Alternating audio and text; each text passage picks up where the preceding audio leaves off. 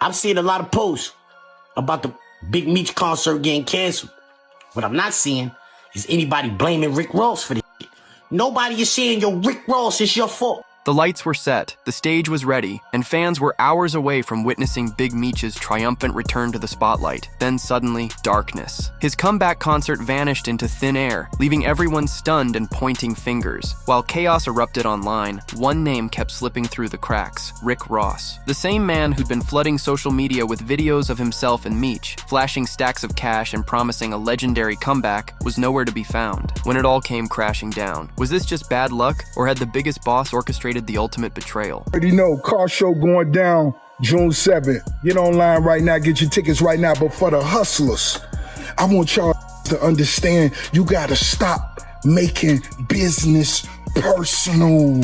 The industry whispers grew louder as Meech stood alone in the aftermath, watching his dreams dissolve before they even materialized. From ruling a multi-million-dollar empire to scraping for cash, Big Meech's fall from grace hit hard. Once upon a time, this street legend commanded respect and wealth beyond imagination, but prison changed everything. While locked away, the $5 million lifeline from 50 Cent's BMF deal somehow slipped through his fingers like sand. I said Rick Ross is not being a friend to Meech. He knew what that was going to bring. That's selfish. Big Meech finally stepped out of prison. Now, the man who once made it rain was caught in a drought, desperately searching for his next move. The streets that once bowed to him had evolved, leaving Meech scrambling to reclaim his throne with empty pockets and fading influence. His desperation became so palpable that anyone waving cash his way could suddenly become his new best friend, a weakness that certain industry players noticed and were all too ready to exploit. 50 Cent says he gave the BMF family $5 million legal dollars, so he does not understand where the money went, how Little Meech blew it before Big Meech got out of jail, but he feels extremely betrayed after that picture got taken between Big Meech and Rick Ross after he got out of jail. Now we know Rick Ross has a song where he's like, I think I'm Big Meech, Larry Hoover. And that's the Big Meech that gets portrayed by Little Meech on the TV show BMF Power, produced by 50 Cent. And it's ironic, right? I mean, it'd be kind of easy to see why the real Big Meech would like that song by Ross. But if 50 Cent gives your family, you know, $5 million in cash, whether it's through acting, I think he was paying for acting lessons for Lil Meech, you gotta have some appreciation. And, you know, before more details unfolded, like $5 million, because people were like, oh, 50 Cent doesn't pay people, he's always suing people. Look how he paid Ghost from Power less than Mary J. Blige on Power Book. But if Lil Meech got $5 million and he's nobody except the son of somebody famous, then he definitely could have treaded carefully with this Rick Ross thing. I don't think Rick Ross even gave him $1 million for whatever they did. It was a picture, it was an event. I doubt it was $1 million. I doubt it was 500,000. I doubt it was 200,000. I think it was $100,000 or less, whatever Big Meech did for Ross. And he sold his relationship with 50 for a $100,000 picture, basically. Blood turned cold when 50 Cent scrolled through his feed and saw it. Big Meech, arm in arm with his sworn enemy, Rick Ross. This wasn't just a photo, it was a declaration of war. After investing millions into the Meech family legacy through the BMF series, 50 felt the knife twist deep. Betrayal wasn't just a word, it became the new foundation of their relationship. What made it cut deeper was the timing. Right when 50 had positioned Meech and his son for generational wealth through television, Meech jumped ship for what many claim was quick cash from Ross. The years of building the BMF brand, the countless hours fighting networks to tell Meech's story authentically, all potentially sacrificed for a momentary alliance with a rival who had been mocking Meech's legacy for years. The crown had fallen, and the king was begging. But when we go to your crib, and me and Murder sitting in the backyard, and you like, yo, little baby ain't give me no money. He came in the Ferrari truck, he had the Ferrari truck, he had 4 pockets full. I'm looking at this like, yo, this tripping. Like, little baby he's not obligated to give you nothing. I looked at it like, from that point, maybe 50 should have brung a bag for Meech and maybe a watch or something. Because obviously that's what Ross did or whatever, you know what I'm saying? But that's what I had in mind. Because he said it to me and Murder, and I'm sitting there analyzing it like, damn. This nigga wanted some bread, or maybe he spent all the bread because he made a couple of million with 5. My whole thing is, maybe the relationship would be good as if you saved some money for your pops when he came home, but I understand how it is to be a young black man with money and you don't make the right decisions. reports spread like wildfire that Big Meech, once the mastermind behind a criminal enterprise spanning across America, was now eyeing the pockets of young rappers who weren't even born when he built his empire. Sources claim he confronted his own son about why Lil Baby wouldn't share his wealth after pulling up in a Ferrari truck with pockets full. The ultimate humiliation for a man whose name once struck fear nationwide was now reduced to expecting handouts from the new generation. Where your car at? Now where your yacht at? Where your plane at? Where your fish at? Life could sometimes be like real estate, baby. We might have to knock everything down, build it back up, to get it to the value you need it to be. Took a picture with Rick Ross.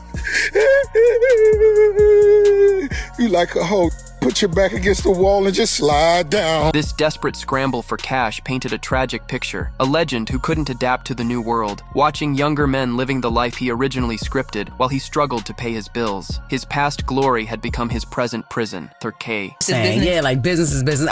A part of me understands a part of that. I do understand that. Well, they always say there's no permanent friends and enemies in business, just permanent interests. Yeah, because this is the thing. I understand that 50 got, the ongoing beef with the people and all of that. You understand what I'm saying? But it seems like their transaction is just business. Big Meech benefit concert, a historic homecoming. That's what the flyers promised as Rick Ross's voice boomed across social media, listing off a star-studded lineup that read like a Grammy nomination sheet. Lil Baby, 21 Savage, Sexy Red, names that guaranteed sold-out arenas were seemingly all showing up to honor the return of a street legend. Meech began to believe his comeback was real. Fans purchased tickets. The industry buzzed with anticipation. Then came the crushing announcement that shattered it all.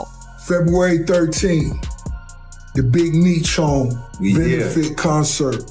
It's gonna be iconic. Too many names to list, but let me salute some of the legends. Lil Baby, Boss Man D-Lo, 21 Savage, Sexy Red, Ricky Rose. Now, due to unforeseen circumstances, tonight's show has been canceled. Y'all don't remember when they asked me, Wack, what you think about the concert? I said, I think it's too early for dude to even be playing with anything. You need to just kick back.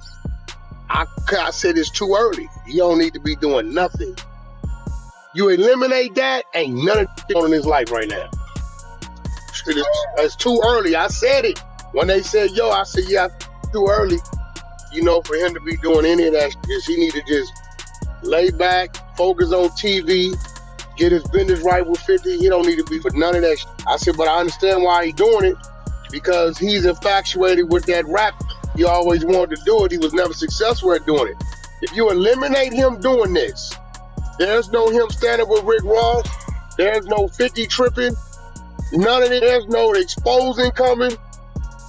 None of it happened. Those clinical words masked the devastating truth. Meech's grand resurrection had died before it even took its first breath. The question hanging in the air, was this truly unforeseen? Or had someone wanted this failure all along? As the dust settled on the canceled concert, Rick Ross didn't miss a beat, literally. While Meech was left reeling from the catastrophic blow to his comeback, Ross jumped straight into promoting his own events. 305 is going down at the office, and Car Show going down June 7th. Get your tickets right now. The contrast was jarring. One man's world was collapsing while another smoothly pivoted to his next money move. Ross's casual 5-second acknowledgement of the cancellation before immediately shifting to self-promotion left fans stunned. For the hustlers, I want y'all to understand you got to stop making business personal, Ross advised. Words that felt like a thinly veiled message to Meech himself. The man who had promised to resurrect Meech's career was now publicly washing his hands of the situation, leaving many to wonder if this had been the plan all along. Rick Ross is not being a friend to Meech. He knew what that was. Selfish. Wack 100's cutting assessment echoed what many industry insiders were thinking, but few dared to say. According to Wack, Ross's entire support of Meech was never about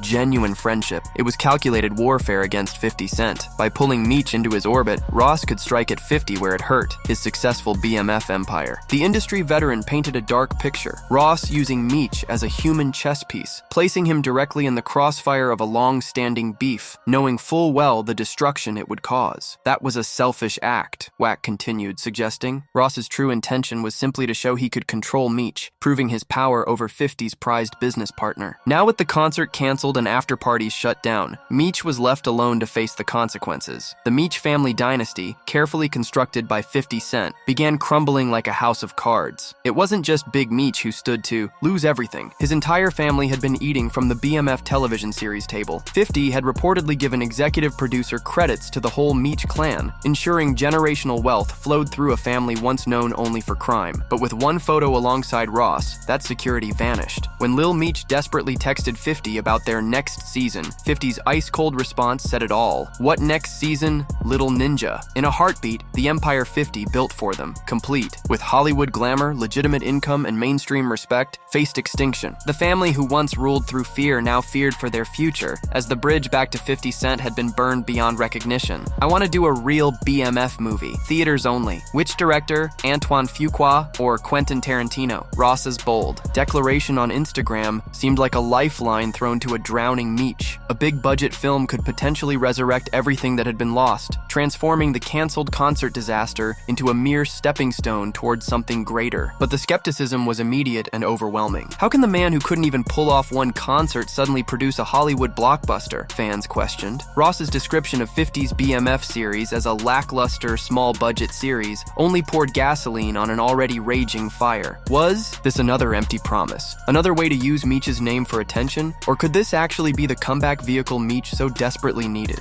As Hollywood remained silent on Ross's director wish list, the clock continued ticking on Meech's relevance and financial stability. The tragic irony of Big Meech's current situation mirrors the very character flaws portrayed in the BMF series. About his life. Throughout the show, Meech is depicted as someone who would align with opposition forces when money was on the line, loyalty to cash over loyalty to people. Now, reality has cruelly imitated art as Meech abandoned 50 Cent's camp for a chance at Ross's promised riches. The fundamental difference between these two powerful men has been brutally exposed. 50 values unwavering loyalty, while Meech follows the dollar signs. This philosophical divide explains why 50 feels so deeply betrayed and why he's cutting ties completely. As Meech now faces the consequences of his choices, no concert, potentially no TV show, and a fragmented legacy, the lesson emerges like a street fable. In this game, choosing money over relationships might leave you with neither. The question remains whether Meech can rebuild what he's broken, or if his story will serve as a cautionary tale about loyalty in an industry built on betrayal.